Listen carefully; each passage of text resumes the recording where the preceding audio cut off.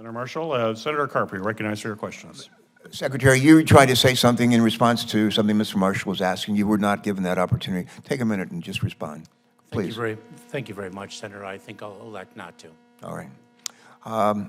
Chairman, Ranking Member Paul, fellow colleagues with whom I have the privilege to serve on this committee for a long time. Before I get into my questions, I want to just take a moment to acknowledge Secretary Mayorkas' leadership of the Department of Homeland Security. When I talk about integrity, I often say, if you have it, nothing else matters. If you don't have it, nothing else matters. And Secretary Mayorkas has it.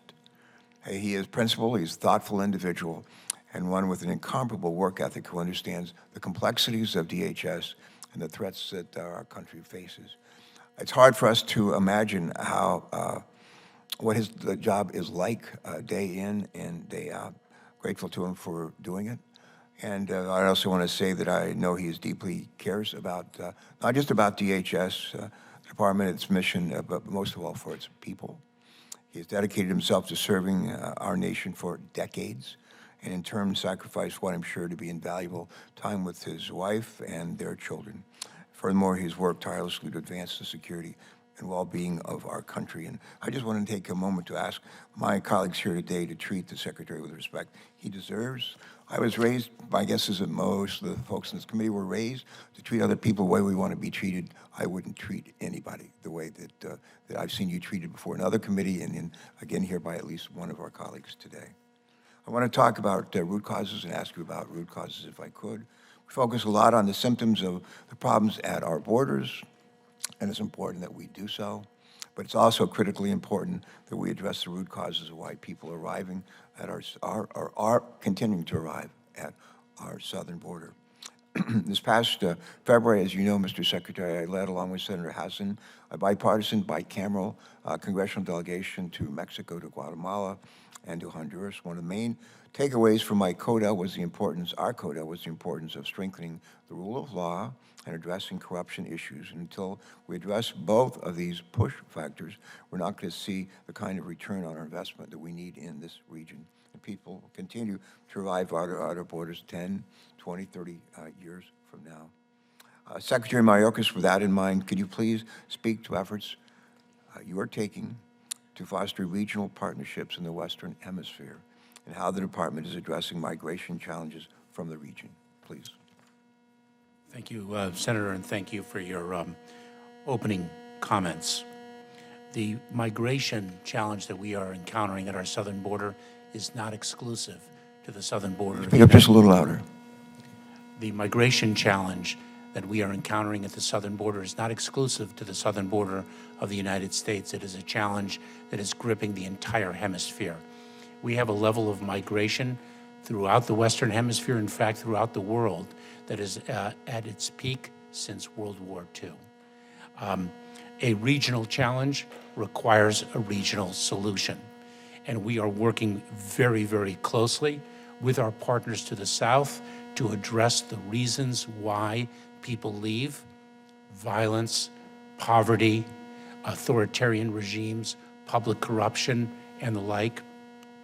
We're seeking to address the root causes of why people leave their homes, as well as to work with these countries, our partner countries to the south, to build lawful pathways, to have them build the capability to enforce their laws of humanitarian relief, as well as their laws of consequences to enforce their respective borders. This requires a collective action. Last week, I was in Panama to work with our Panamanian and Colombian partners. We had a trilateral meeting to address the challenge of the Darien, the very treacherous land between Panama and Colombia, where people are beginning to migrate north, ultimately seeking to come to the United States, because we are the greatest country in the world and the land of opportunity, and we have 10 to 11 million open jobs in the United States. And I hear from employers across the political spectrum the need for labor, and that is a message that is transmitted and exploited by smugglers.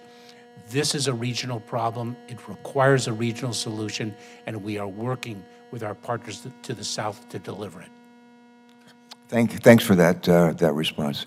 The president's budget requests, I think it's about $865 million for the U.S. Citizenship and Immigration Services uses budget, and for the immigration services that they offered, in order to address issues like the increasing asylum caseloads, processing times for immigration applications, and improving refugee processing. On a personal note, this issue is something that I hear about a lot from my constituents in Delaware. We hear a lot about, from our businesses in Delaware and across the country, about the desire to have people come to work. We got 10 million people, 10 million jobs today where nobody's showing up to do the work. And we hear from businesses all the time that said, you know, there's some people in other countries like to come and do these jobs. Why can't we allow them to do that? And I think that's a pretty good question to ask. But on a personal note, I hear a lot as well about our folks at home been facing delays on processing times with routine applications, as well as for urgent and humanitarian applications relating to Afghanistan and the Ukraine. Mr. Secretary, I believe you're a former director of USIS. Can you speak to the importance of getting that agency the necessary resources it needs to carry out its many missions, and how this budget request will address some of the challenges at that agency? Senator, U.S. Citizenship and Immigration Services administers our country's legal immigration system. It is predominantly funded through the fees it receives from individuals applying for immigration benefits. And the law provides that every 2 years, the agency is to recalibrate its fee structure according to adjusting costs. The agency, under the prior administration, was absolutely gutted and did not issue a new fee rule to rebalance its finances according to its financial needs. It is why a proposed fee rule is being issued or has been issued, and we're receiving and adjudicating comments for the first time in more than 6 years, and why we seek supplemental funding for the agency in the President's fiscal year 2024 budget. Thanks. My time is expired. Can I just ask a question for the record, Mr. Chairman? It'll take just 15 seconds.